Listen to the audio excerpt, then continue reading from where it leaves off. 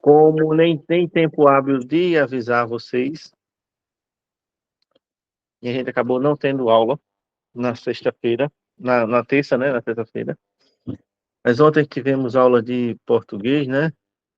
Eu estou aqui tentando atualizar aqui o WhatsApp o web para mandar a aula de português, para que a configuração, não sei se é alguma coisa na minha internet ou na minha configuração, tá com a data de 11 de janeiro do WhatsApp. Não sei o porquê, mas está com a data de 11 de janeiro e não está atualizando as postagens de hoje. São as postagens do passado. Será que voltei no tempo e não sei? Vamos lá, a gente ficou nos servidores públicos. É sair e entrar, né? Vou tentar, Mayara. A gente começou a ver o que na lei orgânica fala e se refere aos servidores públicos, né? Os servidores públicos, nós possuímos uma lei específica, né, que é chamada Regime Jurídico Único dos Servidores Públicos do município de Lagoa da Canoa, né? A lei número 349 de 2003. Essa lei tem todas as regras do serviço público, os seus direitos, os seus deveres, como você deve proceder em cada situação, né? Para requerer férias, para requerer licença, para requerer abono, tudo que o servidor público pode fazer tem lá nessa lei.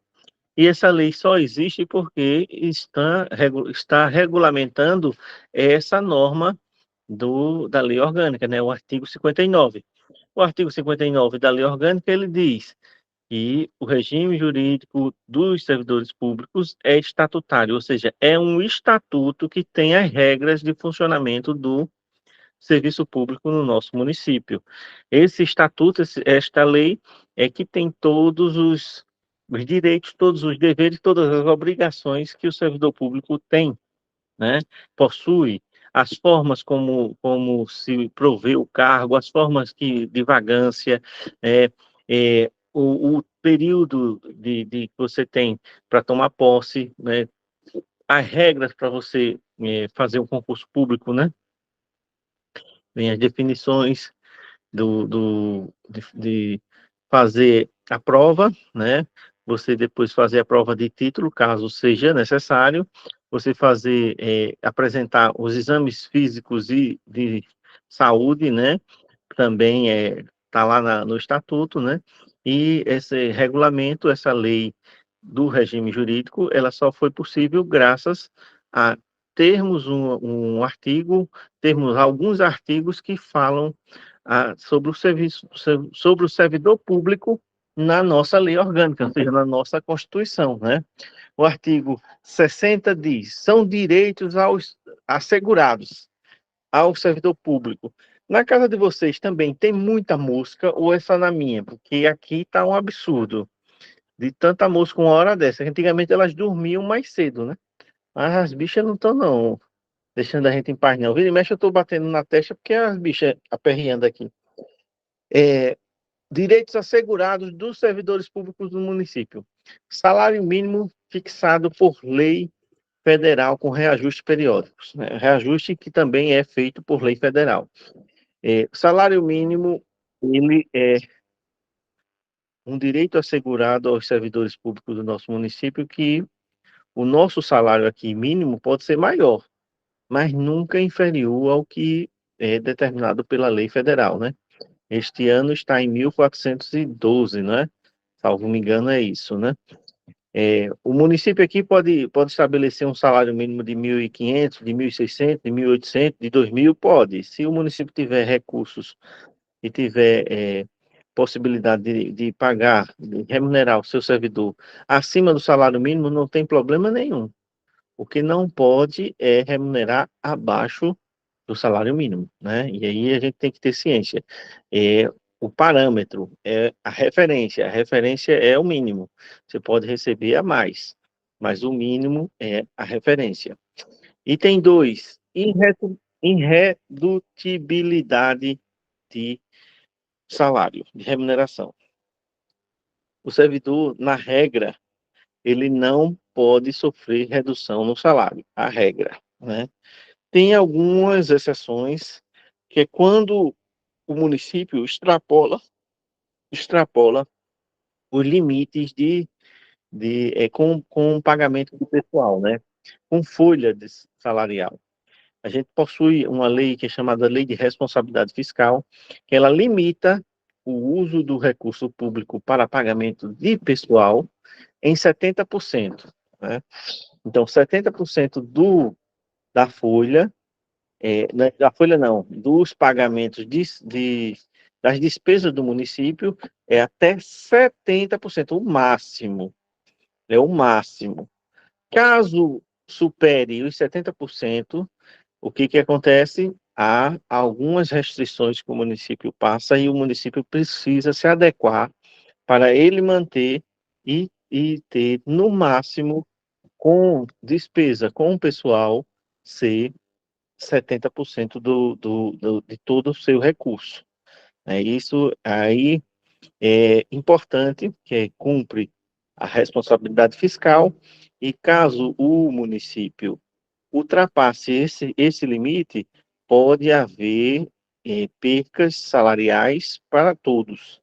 Primeiro, né, o município, a primeira coisa que tem que fazer, ele tem que reduzir, enxugar ao máximo o, a folha de cargos comissionados. A primeira coisa. Eu vi aí que o David acabou de entrar. O David está de parabéns, gente. David estava com medo do resultado do Enem, com medo do resultado do Enem, tirou uma nota ótima, né? Parabéns, David. Fiquei muito feliz por você. Aí, vamos lá, gente. Façam as palminhas aí no coisa pelo o nosso futuro fera nas universidades aí.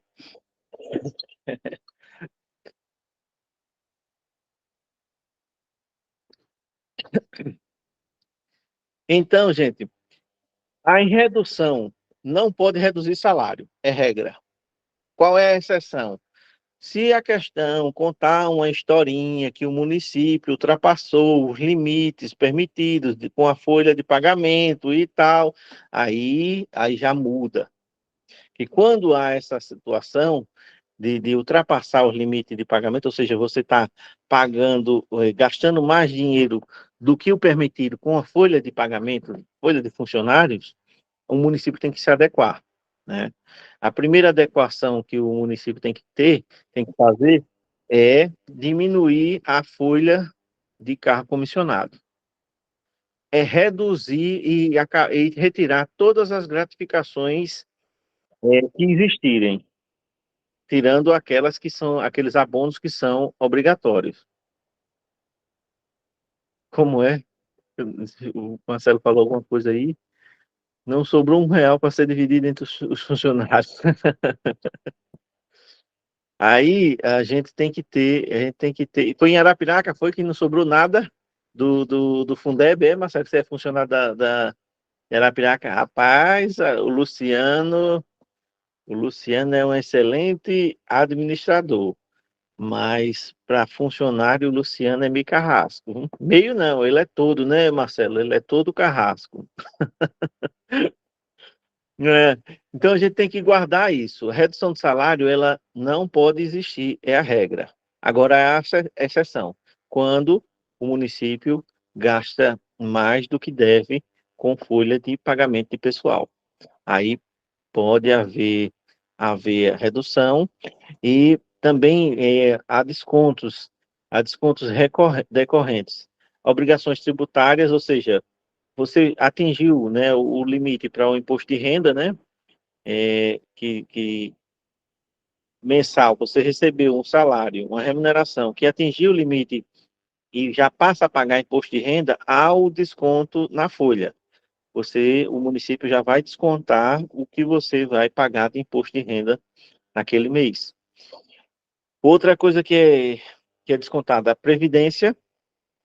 A previdência é a contribuição que nós todos que somos trabalhadores, servidores, ao trabalharmos no setor público, e vai para a previdência privada, né? Quando trabalhamos no setor privado, vai para o INSS, né? Geralmente É assim, né? A previdência privada não, gente, desculpa, a previdência própria. A previdência própria, né? Que nosso município tem o RPPS, é Regime Próprio de Previdência Social. E o INSS, né? É o Instituto Nacional de Seguridade Social, é para iniciativa privada. E tem algumas prefeituras também que ainda trabalham, ainda não tem regime próprio e utilizam do INSS.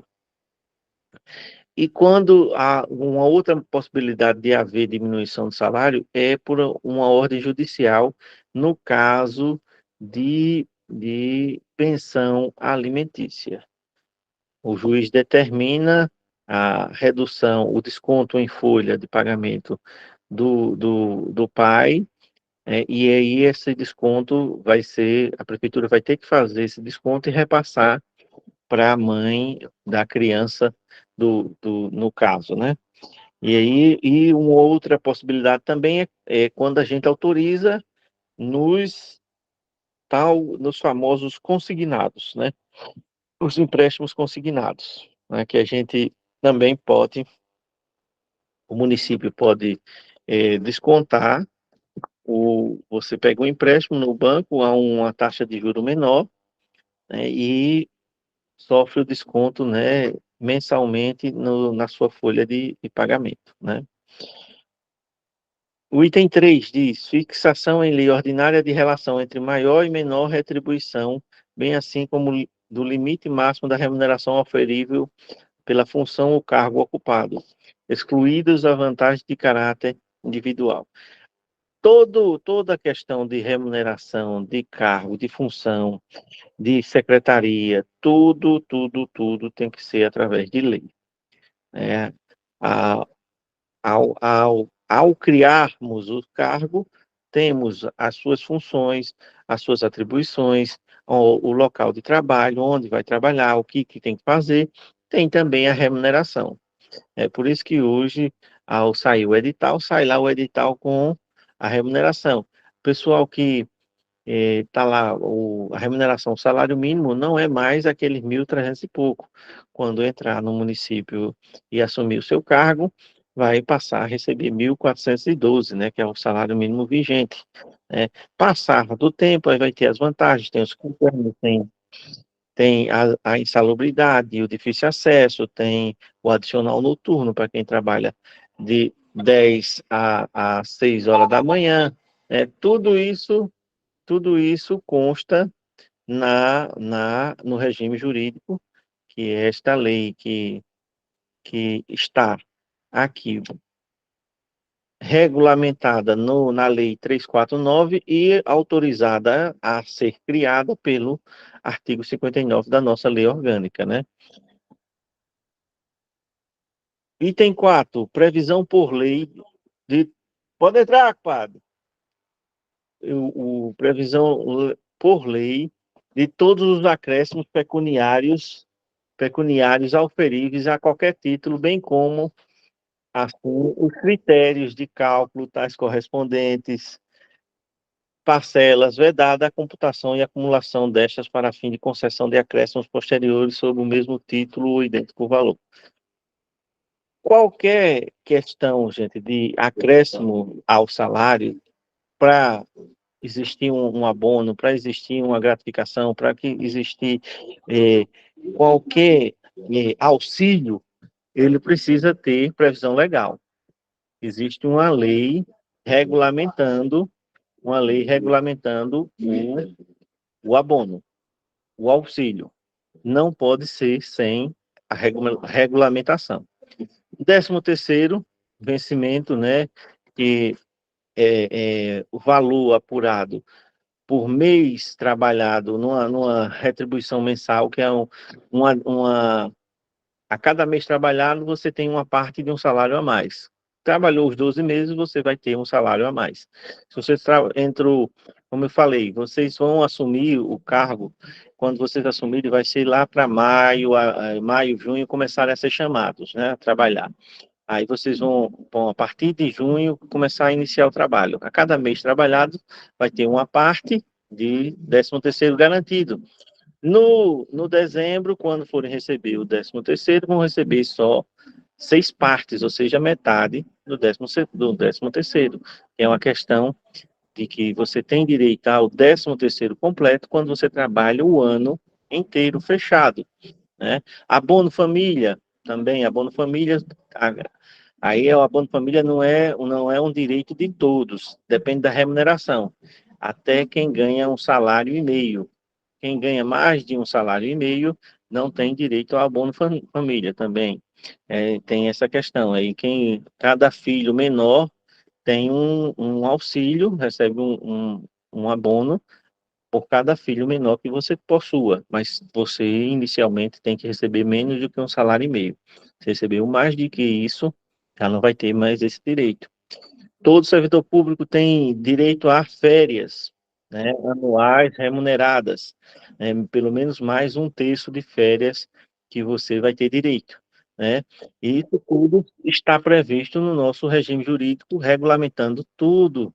Licença maternidade, licença paternidade, né? Licença especial para capacitação, essa licença especial para capacitação, antigamente era chamada licença prêmio, hoje ela é uma licença que você tira para vocês fazer um curso que seja na área de atuação do seu trabalho, você, a cada 5 anos trabalhados, sem falta, sem nenhuma advertência, sem nenhum problema, você consegue ter a liberação dessa licença para estudar. A computação para efeito da aposentadoria, né, gente? Todo o serviço, quem vai entrar agora no serviço público e já trabalhou antes, seja na iniciativa privada, seja em uma monitoria do Estado, ou até mesmo como contratado do município, esse tempo todinho que você já trabalhou, você vai computar e vai servir para o seu tempo de serviço na aposentadoria também, né? Repouso semanal remunerado também é um direito do servidor, né? Adicional por tempo de serviço, né, os famosos quinquênios, né? O direito do servidor também é a se associar, é livre associação sindical, né?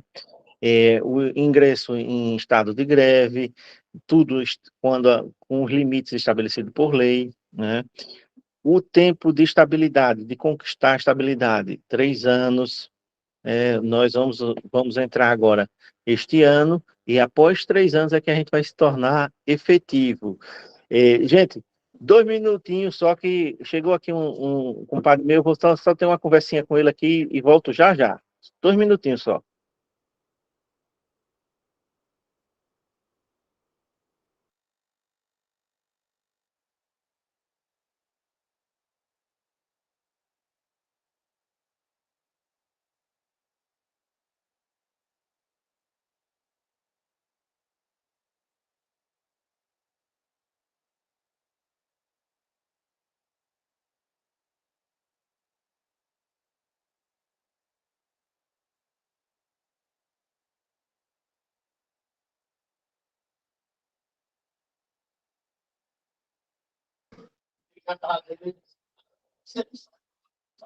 Essa coisa é um negócio sério, público do pessoal.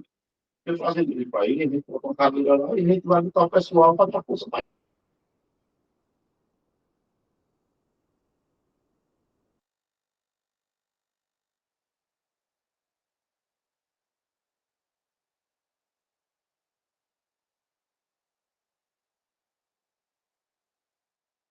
Vamos lá, gente, desculpa aí. É, a estabilidade, gente, ela é uma questão importante e está mudando, né? Tá sendo debatido no Congresso também uma nova reforma administrativa, né? Que pode haver alteração. Essa reforma administrativa, ela não visa acabar de vez com a estabilidade, mas ela tem o objetivo de, de dificultar a vida daquele mau funcionário público. O serviço público, ao longo da história, se a gente for analisar uma história recente da administração pública no nosso país, desde aquela administração patrimonialista, a administração burocrática, a administração gerencial, que são fases as fases históricas da administração pública no Brasil, o patrimonialismo, aquela coisa ainda do tempo do reinado, aquela coisa patriarcal, aquela coisa onde o rei era o tudo, o todo, e o rei indicava o seu pessoal para serem parte do serviço público, e esse pessoal era considerado os nobres, né? Era aquela questão dos privilegiados. A administração burocrática começou a mudar, mas a burocracia também teve um lado negativo, que foi engessar. Uma vez que ela tinha o objetivo de regulamentar os processos, as coisas, você pudesse acompanhar a administração, sabendo como ela começava e como ela terminava em cada ação, também a burocracia também atrapalhou, porque ela engessou muito. A administração gerencial de 90 para cá, né, do governo, foi implantada inicialmente no Brasil, no governo Fernando Henrique, ela já tinha um objetivo mais prático, de aproximar a administração pública à administração privada. A situação do serviço privado, né, com o serviço público, ou seja, buscar qualidade, buscar competitividade, buscar um atendimento melhor no serviço público.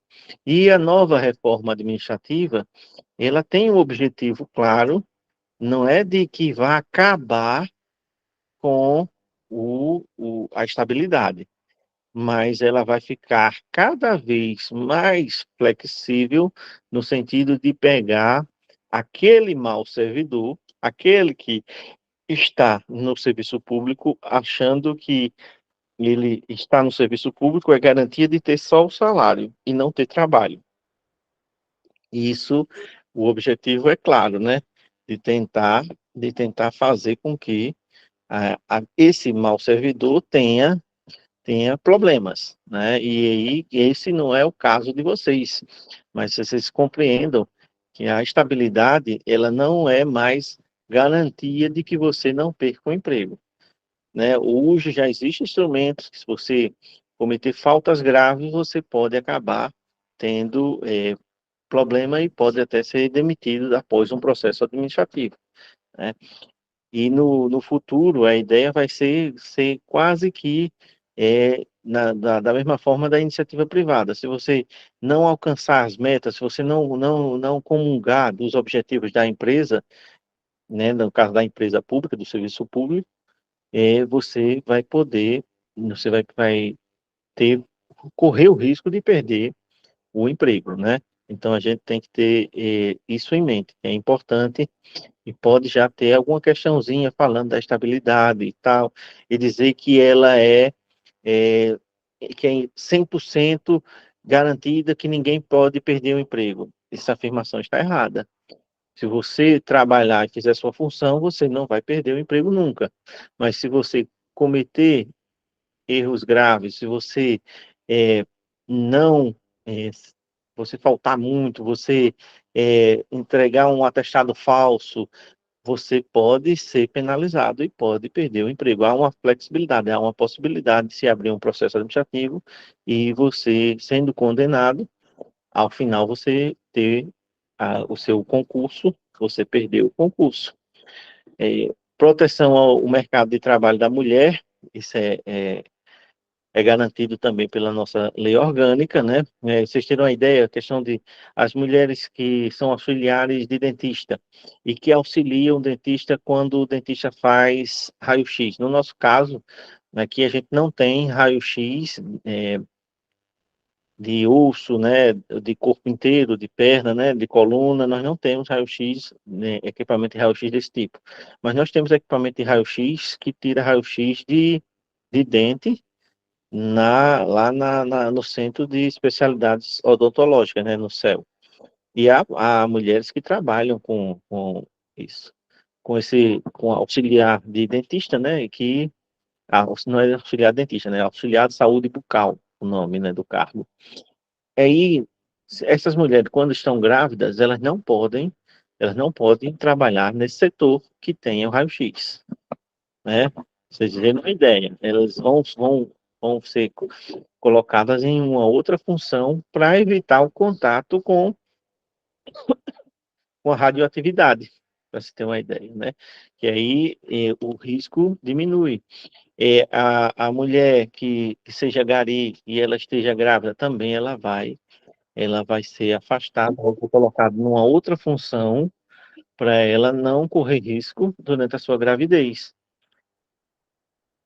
Tá, sim, mas mesmo assim, mas quando tá grávido, nem com a roupa do chumbo permite, Marcelo. E até a mulher grávida, ela é um problema, é um protocolo quando precisa fazer um raio-x. Precisa fazer um raio-x, por exemplo. Se for um caso de um acidente ou uma torção, a mulher quebrar a perna, né, ou ter uma torção e for preciso, é um protocolo tão grande para fazer o raio-x a uma mulher grávida, né? E quando ela trabalha nesse setor, ela é afastada para um outro setor por conta exatamente de proteção à maternidade, para que não tenha risco durante a gravidez e a proteção à questão da mulher, né? A importância dessa proteção, né, para as mulheres também. Redução dos riscos inerentes ao trabalho, né? Os servidores também têm esse direito, né? Adicional de remuneração por atividades penosas, insalubres ou perigosas, que é o adicional por insalubridade, adicional por periculosidade, né? E lembrando que no nosso município nós temos os dois adicionais, mas quem tem direito de receber os dois não pode receber os dois, recebe um ou outro. Por exemplo, o pessoal da guarda é uma situação de perigo, é uma situação insalubre também, mas aí eles só vão receber um ou outro. O pessoal da saúde, pessoal, agente de endemias, agente de saúde, que trabalha em situações insalubres, mexendo com produtos químicos, eles vão receber um ou outro, não pode receber os dois ao mesmo tempo. Proibição de diferenças de salário, de exercício de função e critério de admissão por motivo de sexo com o Estado Civil, né? Não pode ter preferência nem diferenças de tratamento, e nem questões de salário por questões de sexo com o Estado Civil. Fixação de padrões de vencimento e dos demais componentes do sistema remuneratório. Observa a natureza, o grau de responsabilidade, a complexidade dos cargos da carreira, o requisito para investidura, as peculiaridades dos cargos. Essa questão, gente, o pessoal que faz concurso para o nível fundamental, o salário é diferente para o nível médio, o salário é diferente para o nível superior, é diferente quando você tem situações, responsabilidade no cargo, quando você executa uma função complexa. Tudo isso é o que vai definir a questão da remuneração. Se vai ser mais, se vai ser menos, né? Como vai ser pago, é, é, tudo depende da natureza, do grau de responsabilidade que o servidor vai ter, né? E que vai definir também como é que vai ser a investidura, quais são os requisitos, qual é a escolaridade, e tudo isso quem tem pós, o salário aumenta. O salário aumenta, quem tem pós, o salário aumenta, sabe? Isso aí é importante, né? Estudar é sempre bom, né? Fazer pós, mestrado, doutorado, tudo isso vai auxiliar no desenvolvimento da carreira. O membro de poder detentor de mandato eletivo e os secretários municipais serão remunerados exclusivamente por subsídio. Isso aqui é importante, gente, porque quando a gente fala, se refere a salário de cargo eletivo: prefeito, vice-prefeito, vereadores. São os três cargos eletivos do município, né? Prefeito, vice-prefeito e vereadores. A remuneração deles sempre vai ser subsídio. O nome da remuneração do salário é subsídio. Secretários municipais também vão receber esse subsídio, essa remuneração chamada subsídio. Lá no contra-cheque não vai estar lá vencimento, não vai estar salário, vai estar subsídio. subsídio do prefeito, subsídio do vereador, subsídio dos secretários, fixados em parcela única, vedado o acréscimo de adicional, abono, prêmio, verba de representação ou outras espécies remuneratórias, obedecida em qualquer caso. O disposto do artigo 15, parágrafo 3º e artigo 92x. O que significa? Por exemplo, na Câmara, existe na Câmara um recurso que é um auxílio chamado verba de custeio parlamentar. Essa verba de custeio é um recurso que o vereador tem para utilizar durante o mandato eletivo, durante a sua função parlamentar. Mas isso não pode vir como remuneração, não pode vir como salário. É um recurso, como é a verba de gabinete. Seria a verba de gabinete que a gente sabe que existe nas cidades grandes, na Assembleia, né?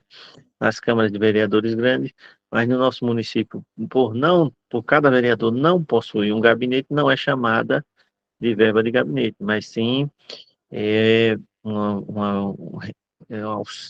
é, o nome não é auxílio, não estou bem lembrado qual é o nome, mas é um custeio à atividade parlamentar. É um recurso a mais que o vereador tem disponível para utilizar em combustível, para utilizar em almoço, para utilizar em viagens, quando ele justifica que está a serviço parlamentar. Essa verba, ela não pode ser anexada ao salário. Ela não é uma verba fixa ou uma verba de certeza que o vereador tem. Ele tem que comprovar a atividade parlamentar naquele mês para poder receber esse recurso. Não, antes que alguém pergunte, não existe auxílio paletó, não existe auxílio moradia, não existe. Isso existe na Justiça, no Congresso Federal, na Assembleia Legislativa, mas na cidade pequena não tem. Não só aqui, como nenhuma outra cidade pequena tem esses recursos e essas verbas que a gente ouve falar pela televisão. O Poder Executivo e Legislativo publica anualmente os valores do subsídio da remuneração dos cargos e empregos públicos. Anualmente, as remunerações são publicadas no portal da transparência, o Poder Executivo, como também o Legislativo, de todos os seus servidores, né, seja efetivo, seja contratados. Parágrafo 4º, lei do município disciplinará a aplicação de recurso orçamentário proveniente da economia com despesas correntes em cada ano. Autarquia e fundação para aplicação e desenvolvimento. Esse parágrafo 4º, caso a gente tivesse autarquia, caso a gente tivesse fundação, que aí teria uma lei que iria organizar quando essa autarquia tivesse economia, tivesse algum recurso extra, como é que ele ia ser gasto. A remuneração dos servidores é organizada em carreira e poderá ser fixadas. Esse parágrafo é importante, viu? Esse parágrafo 5º é o que possibilita amanhã a gente ter oxe, que eu errei? Não é aqui. Lembrei. É aqui. A gente, a remuneração dos servidores organizados em carreira. Organizar em carreira é o que garante a gente regulamentar e a gente no futuro ter um plano de cargos e carreiras para saúde, um plano de cargo e carreira para a guarda municipal, um plano de carreira para a Secretaria de Viação e Obras, os garis, a limpeza pública. Hoje a gente tem essa garantia na educação e temos o plano de cargo e carreira que foi atualizado recentemente, mas esse artigo na lei orgânica, artigo 5º aí, é que nos garante que pode ter, de qual que é o artigo que eu não estou lembrado, mas acho que é 60, o artigo 60. Parágrafo 5º do artigo 60. Não, é o 62, né? É isso mesmo, é aqui. Parágrafo 5º do artigo 60 é importantíssimo e é o que garante o município amanhã poder organizar suas carreiras públicas, seu serviço público, através de um plano de cargos e carreira. Isso é importante. Esse parágrafo nos dá essa possibilidade de amanhã a gente poder organizar a carreira do profissional da saúde, organizar a carreira do profissional de segurança do município, do pessoal da limpeza pública, né? E isso é importantíssimo. No futuro, a gente tem um plano de cargos e carreira de todos os profissionais, né? De todo o município. Seria bacana, né? O Gari, ele saber que ele inicia a sua carreira com nível fundamental, mas que se ele for estudando no decorrer da carreira, ele vai evoluir, vai aumentar a sua remuneração, né? Isso é importante. O guarda também, o profissional da saúde também, né? Saber que tendo uma carreira ele vai poder evoluir, estudando ele vai conseguir uma remuneração melhor, isso é bacana. Aí o artigo 61 ele fala da proibição de acumular cargo público. A, a proibição de acumular cargo público é algo sério, gente. A gente tem situações onde as pessoas já tiveram que optar entre dois cargos públicos, porque não podia acumular, e acabaram perdendo, né, o tempo que trabalhou, e ainda às vezes há situações de que as pessoas são obrigadas a devolver salário que recebeu. Isso então a gente tem que entender e compreender. O artigo 61 diz: é vedado a acumulação remunerada de cargos públicos, exceto quando houver compatibilidade de horários. A de dois cargos de professor, você pode acumular dois cargos de professor, um cargo de professor e um técnico científico. Qual é a diferença entre técnico e científico? Técnico é um cargo de nível médio técnico. Científico é um cargo de nível superior científico. A diferença, um tecnólogo, por exemplo, é nível superior, é científico, no caso. O auxiliar de enfermagem, ele é considerado um cargo de nível médio, né, técnico. Ele é técnico. Dois cargos ou empregos privativos de profissionais da saúde com profissões regulamentadas. Algumas pessoas me perguntaram, mas professor, se caso o assistente social pode acumular, aí depende, tem que ver se a, a função de assistente social, ela está regulamentada já, como profissional da saúde. Por exemplo, na educação, assistente social ainda não está regulamentado como profissional da educação. Estão querendo, estão lutando para que seja colocado no rol de profissionais da educação, assistente social, a nutricionista, um outro profissional, psicólogo também, né? Coisa que não precisa. Quem mais precisa de psicólogo hoje é a educação. Não só para os alunos, mas também para os professores, os funcionários, né? Eu tô, a gente está passando por um problema sério, eu acho que eu comentei em outras aulas com relação à questão do número de vagas para o primeiro ano, né? A gente, lá na Escola do Estado, a gente teve a saída de 4 salas de terceiro ano, de terceiros anos. 4 turmas de terceiros anos, elas saíram da escola, esses alunos, né? Cerca de 160 alunos, mais ou menos, nessas 4 salas. Só que a gente recebeu esse ano no estado só, somente daqui, oriundos do município e das escolas particulares, né, Santa Clara e a Mundo Encantado, 12 turmas de nono ano que vão para o primeiro ano. Aí como é que você coloca 12 turmas em 4 vagas que você tem? É complicado. Se vocês ouvirem alguém esculhambando comigo porque não tem vaga na escola do estado, você já sabe por quê. É, tá tendo problema lá. E a gente está explicando e a gente está tentando. O diretor Manuel hoje passou o dia na GERE tentando uma solução, nem que seja da GERE alugar uma casa e a gente adaptar essa casa e fazer uma escola, algumas salas de aula numa casa para a gente poder acomodar os nossos alunos, porque vagas para o turno de manhã, por exemplo, nós já não temos. E para o turno da tarde, nós só temos vagas para alunos que fizeram a pré-matrícula. É, é problema, porque na realidade a gente está saindo, a gente saiu quatro salas terceiros anos, e veio 12 do município das escolas particulares. Fábio, o problema é que a Dom José, na gestão Renan Filho, o Renan Filho, ele doou a Dom José, não só aqui, ele doou todas as escolas, todos os prédios públicos que eram escolas no estado e que possuíam menos de 4 salas, ele doou para os municípios.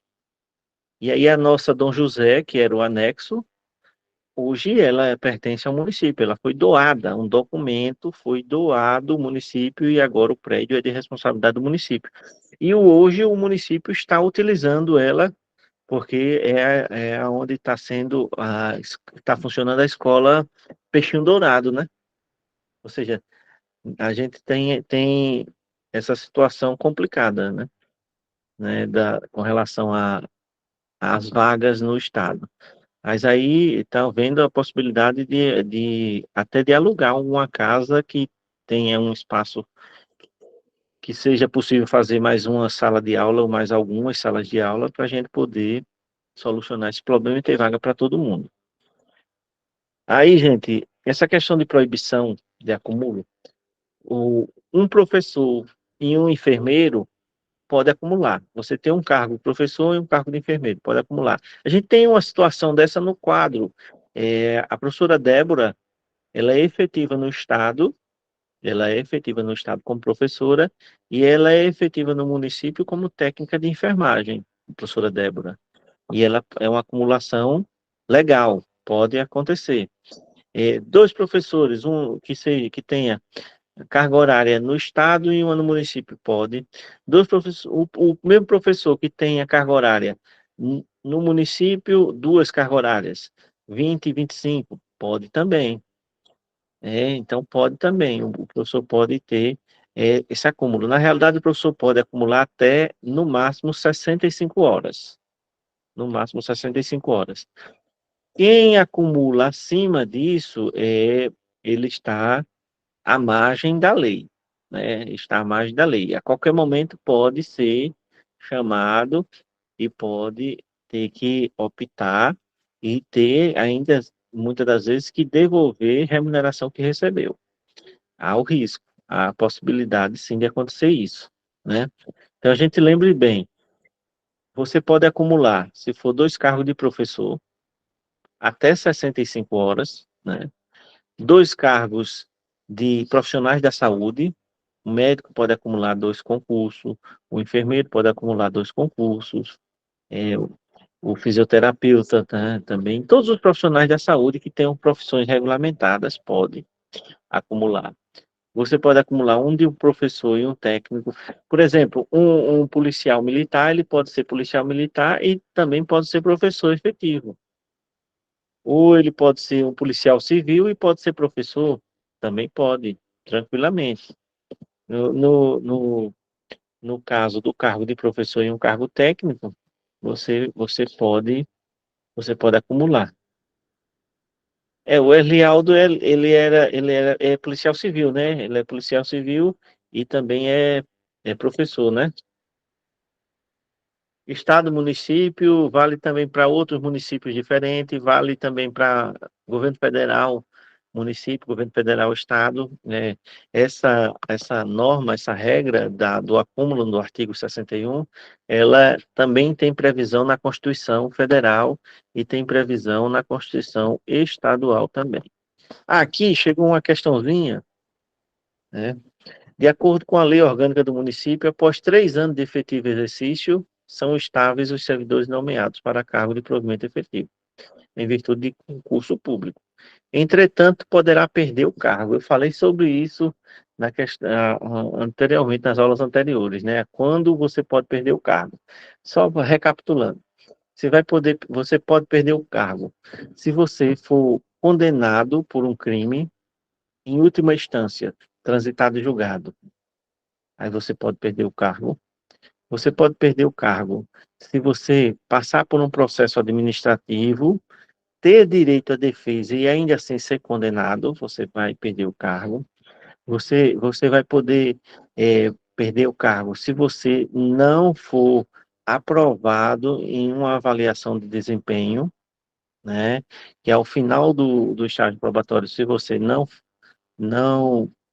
não for bem na avaliação de desempenho, você pode perder o cargo, mas para você ser reprovado na avaliação de desempenho dessa, você tem que ter direito à defesa também, que às vezes você precisou, por uma questão de saúde, por uma questão de emergência, você precisou faltar ao trabalho durante aquela avaliação, e aí você foi mal avaliado. Aí você vai ser chamado, você vai se explicar, vai justificar, e tendo possibilidade de ter uma justificativa plausível, você vai ser absolvido, né? E vai passar, passar a questão da avaliação, você vai ficar bacana, vai ficar bem. A questão de processo administrativo, sentença transitada de julgado, é, quando, quando há um processo administrativo, você tem direito à defesa, né? Sempre, né? Basicamente são essas três situações que você pode perder o cargo, né? Quando você não se dá bem na avaliação, e inclusive agora nessa reforma administrativa, querem fazer essa avaliação, uma avaliação que chama-se avaliação de 360 graus. Você vai ser avaliado, se você é um profissional da saúde, você vai ser avaliado pelos seus pacientes, pelos seus colegas, pelos seus superiores, né? Ou seja, todo mundo avalia todo mundo. Hoje, quando vocês vão no atendimento no Banco do Brasil, né, ou na Caixa, vocês recebem uma mensagem, no mesmo dia que você é atendido, você recebe uma mensagem com o nome do servidor que lhe atendeu, para você dar nota àquele atendimento, né? Vocês perceberam isso já? Pode falar, Luciano.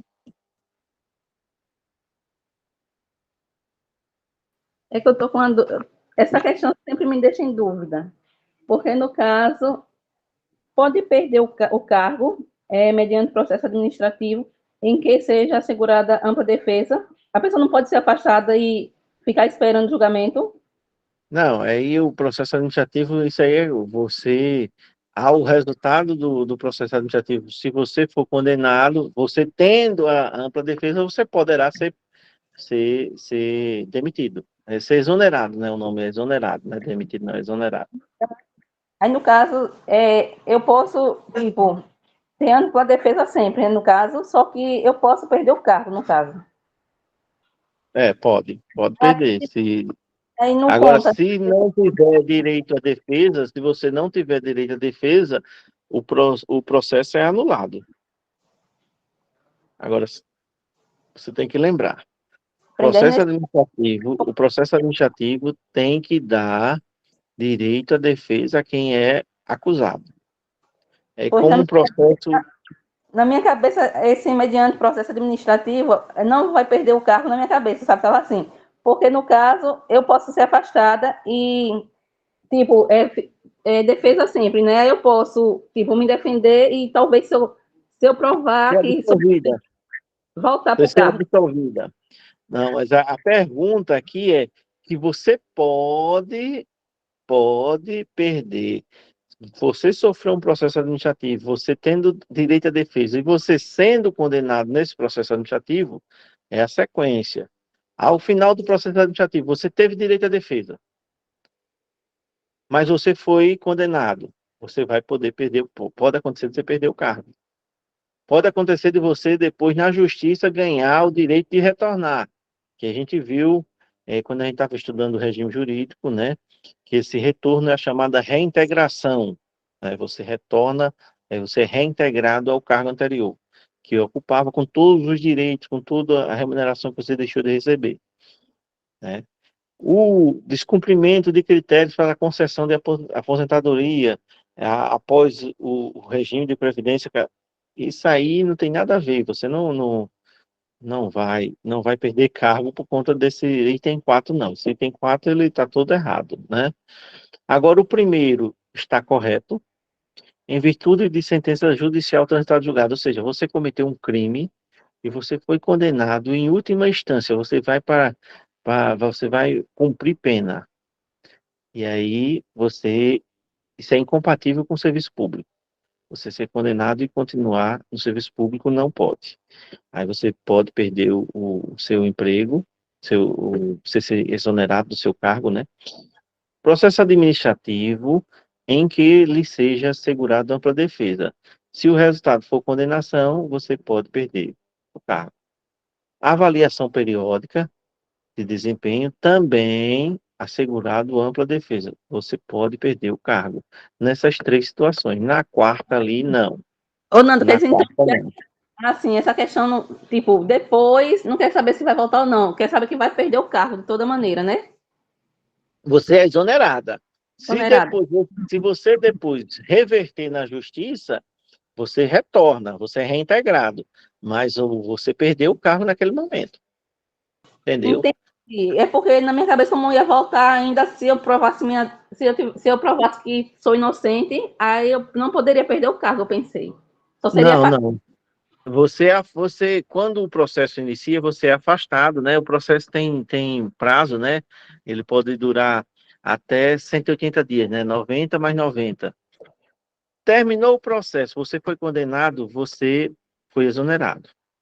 Agora eu entendi, não vou errar mais não essa En- questão. entrou na justiça porque você foi condenada injustamente. Você provou na justiça que foi condenado injustamente. Aí você vai ser reintegrado, mas você foi exonerado naquele período. Você retorna, passou 2 anos sem afastado do seu cargo. Você retorna, você é reintegrado. Você assumiu o cargo que você foi exonerado injustamente. E aqueles 2 anos que você passou fora, você vai receber todos. Você vai receber salário, as férias, os 13º, tudo com reajuste, viu? Tudo com reajuste. É ruim e é bom. O bom mesmo é que não precisamos ser afastados, né? Por uma injustiça, que também ninguém merece, né? Injustiça nenhuma é boa. Mas se caso aconteça, a pessoa fica com a poupança ali e vai pegar uma bolada no final. A questão do afastamento ainda do acúmulo, a gente já viu isso e já falou sobre isso. Quem possui mandato eletivo, quem possui mandato eletivo e é funcionário, algumas situações você vai ter que ser afastado. No caso, mandato eletivo federal, estadual ou distrital, quais são os cargos de mandato eletivo federal, estadual ou distrital? Deputado estadual, deputado federal, deputado distrital, que aí no caso distrital é só em Brasília, né, Distrito Federal, senador, governador e presidente. Esses são os mandatos eletivos estadual, federal ou distrital. Governador, presidente, deputado federal, deputado estadual, deputado distrital e o senador. Se o funcionário público é eleito em um desses cargos, ele vai ser afastado do cargo e vai exercer o mandato. Terminou o mandato, não conseguiu ser reeleito ou deixou de ser candidato, ele retorna ao serviço público no cargo que ele estava. Isso é mandato estadual, federal ou distrital. Seja ele deputado, seja ele senador, seja ele governador, seja ele presidente. Se é funcionário público, vai ser afastado do cargo para exercer o mandato. Se é mandatos municipais. Quais são os cargos municipais? Vereador e prefeito. Se for o prefeito, o servidor público que for prefeito, que for eleito prefeito, ele não pode continuar no cargo, ele vai ser afastado. E ele vai ter o direito de optar. Se ele recebe o salário de prefeito ou se ele recebe o salário do cargo que ele ocupa, do cargo efetivo que ele ocupa. Isso o prefeito. Ele se afasta e opta, ele escolhe. Se ele quer o salário de prefeito, somente o maior salário do município, isso aí, a gente já viu que o maior salário do município é o do chefe do executivo, né?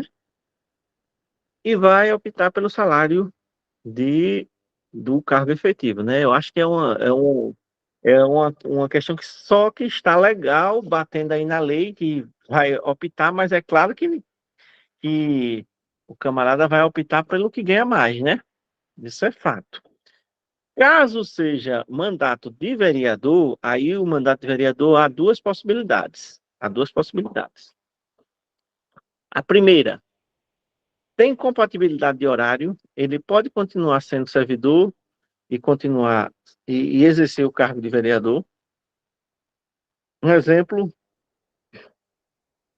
um servidor que seja professor e ganhe e seja candidato a vereador e ganhe a eleição, ele tem disponibilidade de tempo, compatibilidade de tempo para ele continuar sendo professor e exercer o mandato, aí ele vai e acumula os dois. Ele pode acumular os dois, com as duas remunerações. Ele vai receber o salário de professor e o subsídio de vereador, né, do mandato. Se caso não tenha compatibilidade de horário, caso não tenha compatibilidade de horário, aí se não houver compatibilidade, o vereador vai ser afastado e vai optar por qual remuneração vai receber. Se ele vai receber o salário de servidor ou se ele vai receber o subsídio de vereador. Ficou claro, gente? Essa questão do afastamento quando se trata de mandato eletivo, né? Somente o vereador pode acumular, os demais eles se afasta, né? Ele se afasta e vai optar pela remuneração, né? E no caso de havendo compatibilidade, o vereador pode ficar nos dois. Não havendo compatibilidade, ele se afasta e opta e escolhe qual remuneração vai receber. O inciso 4 diz: em qualquer caso que exija afastamento para o exercício do mandato, seu tempo de serviço será contado para os efeitos legais, exceto a questão de promoção por merecimento, né? O tempo de serviço, enquanto você está no mandato, vai contar normalmente e você não vai ter prejuízo com relação à previdência, né? E vai ser também descontado tudo direitinho. O servidor municipal ele será aposentado. Quais as situações que ele é aposentado? E essa regra mudou. Essa regra mudou. Essa regra mudou agora na reforma da Previdência governo Michel Temer. Michel Temer ou foi governo Bolsonaro? Um dos dois. Que houve uma alteração na reforma da Previdência e essa regra mudou, né? Não é mais a mesma. Mas o que está na nossa lei orgânica ainda é relação anterior, que é as possibilidades do servidor público ser aposentado por invalidez permanente, né? E quando é por invalidez permanente, a junta médica, você vai passar pela junta médica, e essa junta médica, ela vai analisar se você não pode ser colocado numa outra função, né, que é você ser readaptado, né? É a readaptação chamada, né, que é uma forma de provimento também. Se você não tem como fazer uma outra função no serviço público, Aí, em último caso, você não tiver mesmo condições nenhuma de continuar contribuindo com o serviço público, é que você é aposentado, né? E esse aposento, essa aposentadoria, ela tem uns critérios. A cada 6 meses você tem que revisar os exames. Você vai ter que voltar para a junta médica, trazer todos os exames renovados e a junta médica vai analisando se você teve melhora, se você vai poder ter possibilidade de retornar ou não ao serviço público. Mas lembrando que após algum tempo de revisão, aí você é aposentado permanentemente. Esse nessa possibilidade de invalidez permanente, e você recebe integralmente, né, se for o caso de acidentes, se for moléstia profissional, né, doença grave, contagiosa ou incurável, né, compulsoriamente você vai ser aposentado aos 70 anos de idade. Alguém pode até dizer, professor, eu conheço uma funcionária que até hoje trabalha e eu acho que ela tem uns 80 anos ou mais, que é Dona Mazé. Quem aqui nunca levou uma injeção da Dona Mazé? Levanta a mão aquele que nunca levou, e nunca chegou no posto para levar uma injeção, para não ser atendido pela Dona Mazé. Eu acho que todo mundo já passou por ela, não já?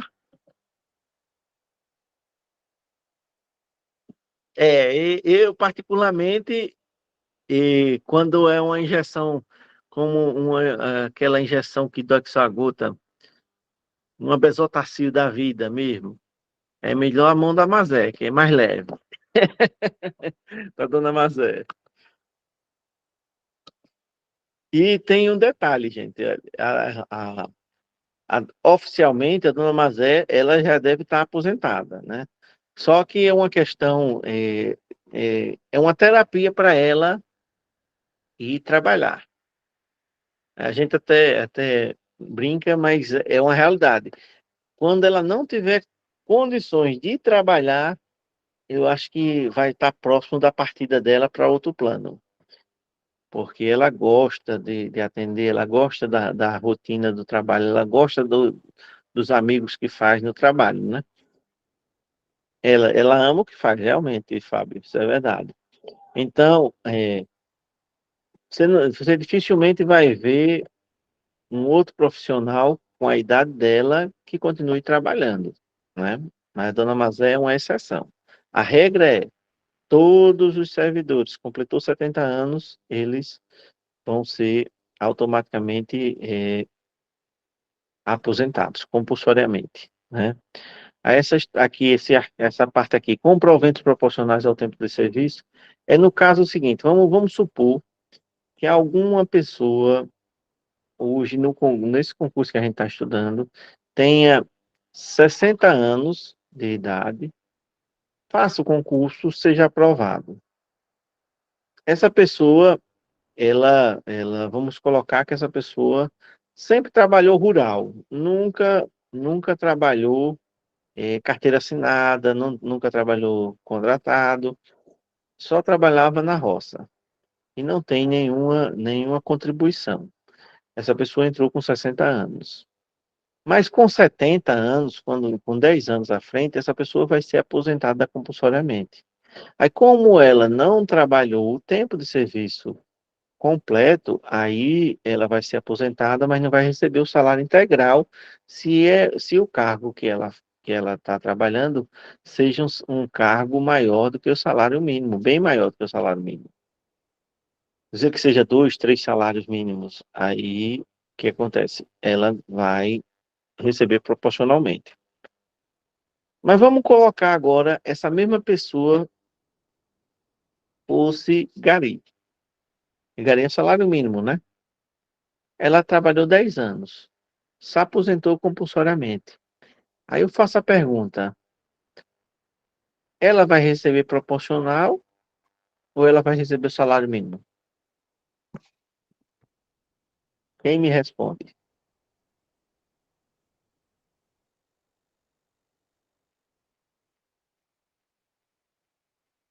Qual a pergunta? Repita aí.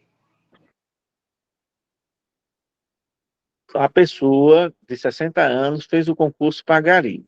Nunca trabalhou carteira assinada, não tem tempo de serviço contratado, não tem. Só trabalhava rural. Mas ela passou no concurso e vai receber um salário mínimo. Mas com 10 anos de trabalho, ela faz 70. Aí, 70 anos, ela vai ser aposentada compulsoriamente.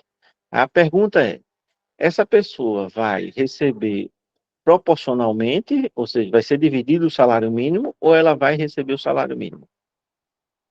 Ela vai receber o salário mínimo. Isso, muito bem, todos acertaram. Porque não teve Mesmo, contribuição, né, professor? mas mesmo sem ter contribuição, nesse caso, que você já recebe o salário mínimo, o mínimo não pode ser menos que o mínimo. Então, aquele servidor vai ser aposentado compulsoriamente, mas vai receber, continuar recebendo salário mínimo. Por conta de que não pode haver você receber abaixo do salário mínimo.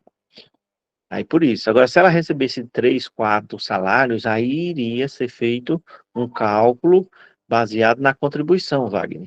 E aí ela ia receber é, menos do que o que ela estava recebendo trabalhando. Mas com certeza esse menos seria mais do que o salário mínimo, entendeu? Não poderia ser menos do que o salário mínimo. Voluntariamente, gente, voluntariamente é quando você pede para se aposentar, né? Antes da reforma, eram 35 anos de serviço para o homem e 30 para a mulher, com proventos integrais. Agora, além dos 35 anos de serviço, tem o tempo de idade, né? É uma soma. Soma-se a idade com o tempo de contribuição. E aí juntou essa soma, dá um número, né? E aí para o homem, salvo me engano, é 105 anos. Ou é 100 anos, parece. É 100 anos. 65 de idade com 35 de contribuição. Aí fecha 100 anos. Mas para a mulher já é menos. Acho que a mulher é 90. Aí conta 100 anos no geral.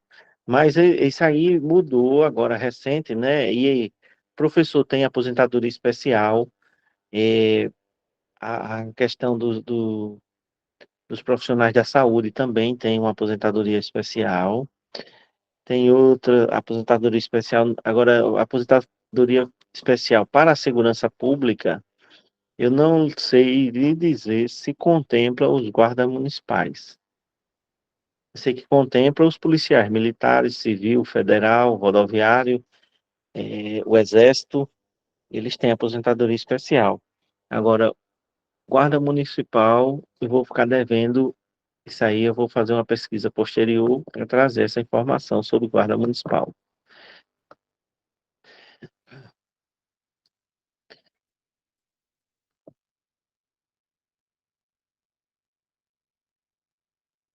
Ainda aqui sobre a questão do perder o cargo público, vamos dar uma paradinha agora e a gente retorna